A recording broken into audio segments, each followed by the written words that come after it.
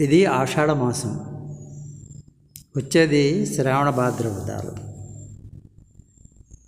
సర్వసాధారణంగా మన స్నేహితులు ఎవరైనా కొద్దిగా కండపడితే ఒళ్ళు చేసేటరా అంటారు. అలాగే అమ్మాయిల విషయం కూడా. అమ్మాయిలందరూ ఇప్పుడు పుట్టింట్లో ఉంటారు. కొత్తగా పెళ్ళైన వాళ్ళు హాయిగా ఉంటారు పుట్టింట్లో ఉన్నప్పుడు. అవును, కాస్త ఒళ్ళు చేస్తారు. అదేవిధంగా మన నదులు ఒళ్ళు చేయబోతున్నాయి, అంటే వెడల్పు కాబోతున్నాయి. మీకు అనిపించవచ్చు, ఇదేంటది నదులు వెడల్పు కాబోతున్నాయని ప్రత్యేకంగా చెప్తారని.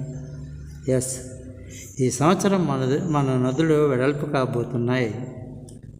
ఈ సంవత్సరానికి ఓ ప్రత్యేకత ఉంది. అవును, ప్రత్యేకత ఉంది.